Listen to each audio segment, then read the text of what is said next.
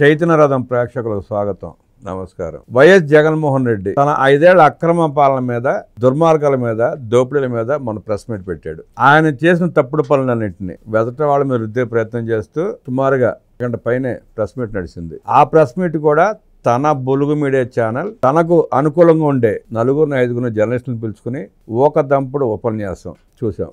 ఆయన చెప్పింది ఏంటి, ఆయన చేసింది ఏంటి, దీని మీద సమగ్రంగా విశ్లేషించడానికి మనతో పాటు ప్రముఖ రాజకీయ, ఆర్థిక, సామాజిక విశ్లేషకులు కొత్త రవీంద్రబాబు గారు ఉన్నారు. వారిని అడిగి మరిన్ని విశేషాలు తెలుసుకునే ప్రయత్నం చేద్దాం. సార్ నమస్తే. నమస్తే. జగన్మోహన్ రెడ్డి ప్రెస్ మీట్ గందరగోళంలో ఆంధ్రప్రదేశ్ ప్రజలు, దాని మీద మీ విశ్లేషణ. అంటే మీరు ఇంట్రోలో చెప్పినట్టుగా జగన్ రెడ్డి గారు ప్రెస్ మీట్ 22 మే మొన్న పెట్టారు. టోటల్గా ఆయన తీసుకుంది 2.5 hours. ఇంకొకటి మీరు చెప్పారు వాళ్ళకి అనుకూలమైన జర్నలిస్టులు, వాళ్ళకి అనుకూలమైన సంస్థల ప్రతినిధులు ఉన్నారని. నేనేమంటానంటే అసలు ఎవరు అటెండ్ అయ్యారు అనేది ఒక్క విజువల్ కూడా బయటికి ఎందుకు రాలేదు. అసలు వాళ్ళు పత్రికా విలేకరుల, జర్నలిస్టుల, వాళ్ళ ఐపాక్ మనుషుల అనేది తెలియదు. ఇక మూడో అంశం, ఆయన ప్రెస్ మీట్ పెట్టి అంత సుదీర్ఘంగా మాట్లాడాడు. ప్రెస్ మీట్ పెట్టి మాట్లాడా, ప్రెస్ నోటు చదివి డిస్ప్లే చేసి వివరించాడా? ఇంకొక అంశం నేనేమంటా అంటే ఈ ప్రెస్ మీట్ పెట్టడంలో నాకు 3 క్వశ్చన్స్ ఉన్నాయి. ఒకటి, అరెస్ట్ చేస్తారు లిక్కర్ స్కామ్లో అని భయాందోళనతో ఉలిక్కిపడి ప్రెస్ మీట్ పెట్టాడా? నంబర్ 2, వైఎస్ఆర్ కాంగ్రెస్ పార్టీ శ్రేణులు నిరాశ, నిస్పృహలో ఉన్నారు కాబట్టి ఉత్తేజం కలిగించాలా అని పెట్టాడా? నంబర్ 3, సానుభూతి పొందటానికి పెట్టాడా? నంబర్ 4, ఇందులో ఇంకేమన్నా అధికార పార్టీ మీద బురద జల్లే ప్రయత్నంలో భాగంగా పెట్టాడా? ఈ అంశాలను ఒక్కసారి నిష్పక్షపాతంగా విశ్లేషణ చేసే ప్రయత్నం చేద్దాం.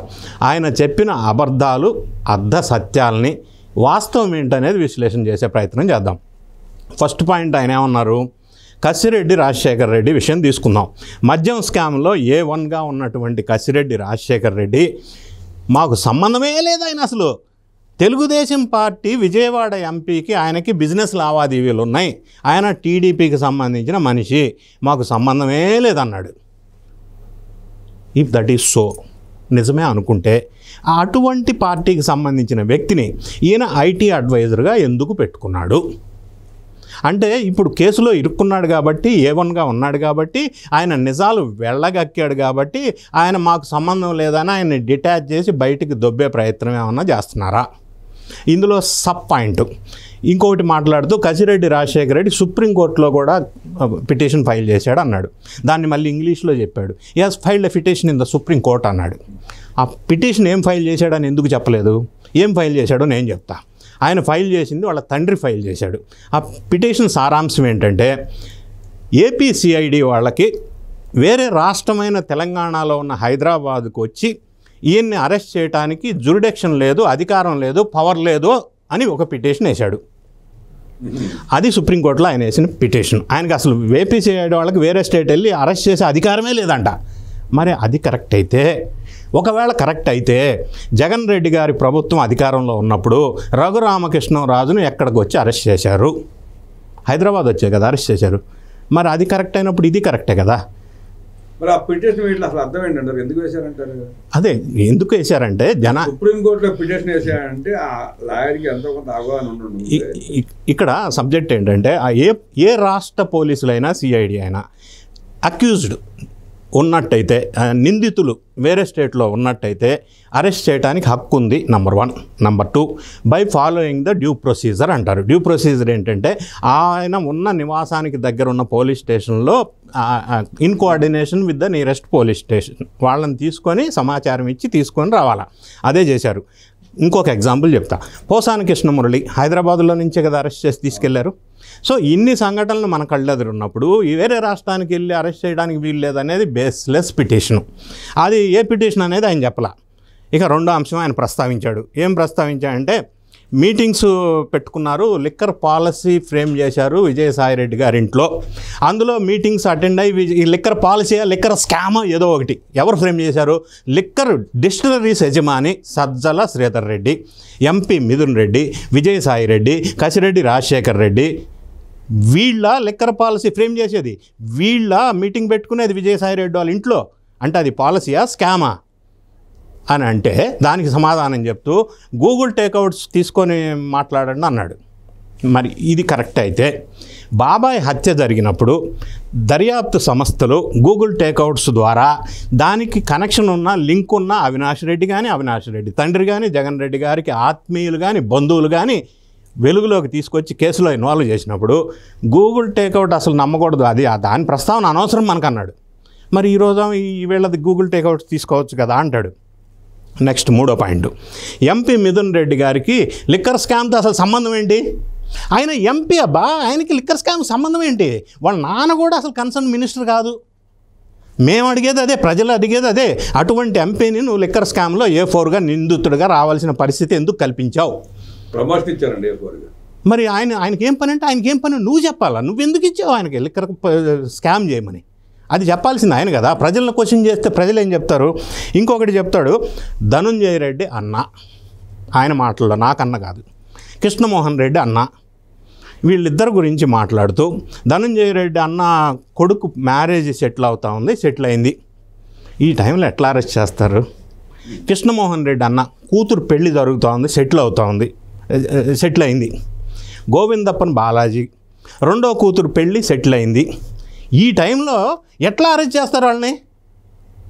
అంటే అరెస్ట్ చేసేటప్పుడు వాళ్ళ పిల్లలకి పెళ్ళిళ్ళు సెటిల్ కాకుండా ఎవరికి ఉందో వాళ్ళని చూసి అరెస్ట్ చేయాలా?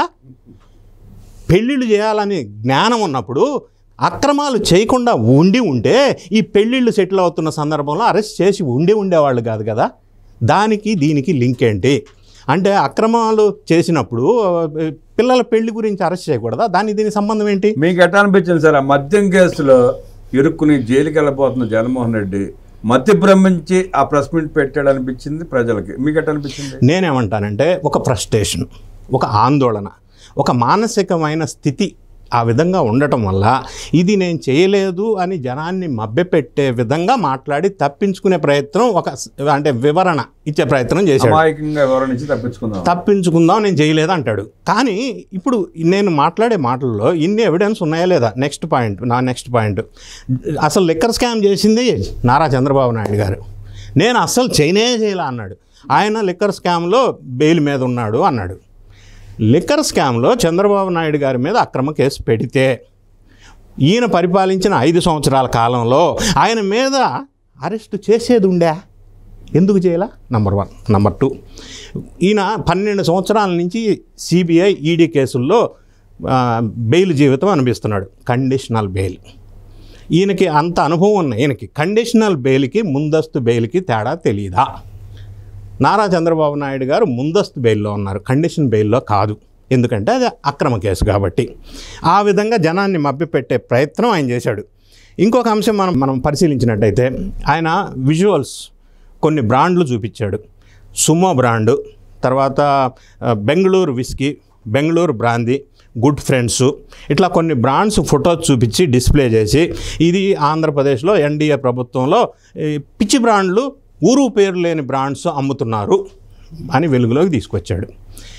ఇప్పుడు జగన్ రెడ్డి గారు పరిపాలించిన కాలంలో బ్రాండెడ్ మందు ఆంధ్రప్రదేశ్లో ఎక్కడా దొరకలేదు. బ్రాండెడ్ కంపెనీస్ని బయటికి దొబ్బేశారు అమ్మనివ్వకుండా.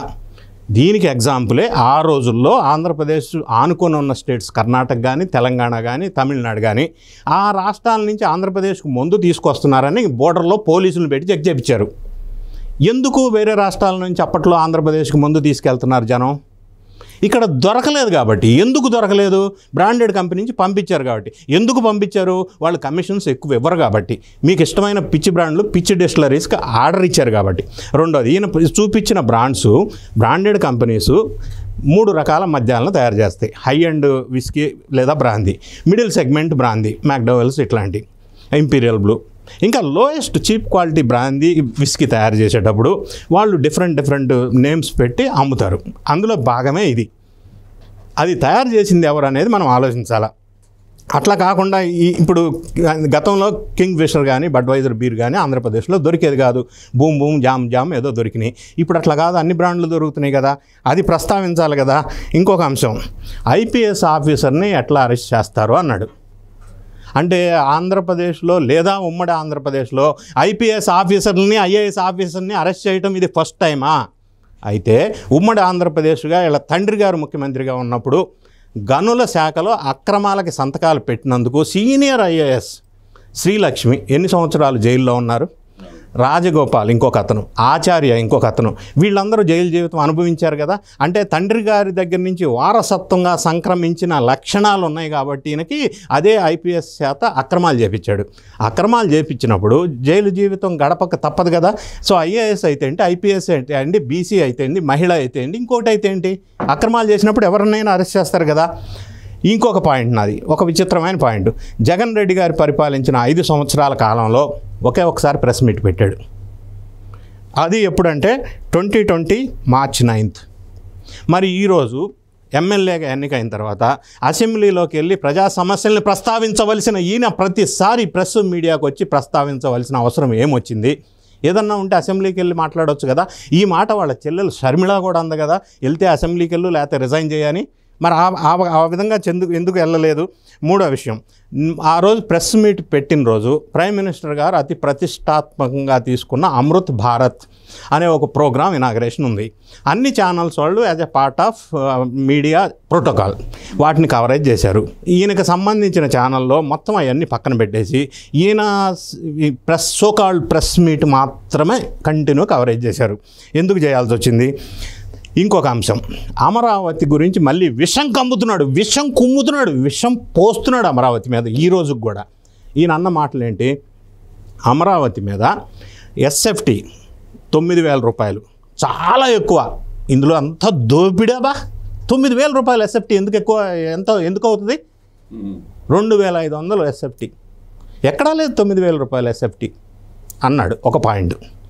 ఇది నిజమైతే ఈయన ఉండటానికి పెద్ద ప్యాలెస్ ఋషికొండని గుండు చేసి ఋషికొండలో ప్యాలెస్ కట్టాడు. విడిదిల్లు. విడిదిల్లు అంటే government money, public money. Public అయితే మనం మాట్లాడాం, పబ్లిక్ మనీతో విడుదల కట్టుకున్నాడు కదా. అది ఎస్ఎఫ్టీ 31,677 పడింది. మరి దాన్ని ఏ విధంగా చూడాలి మనం?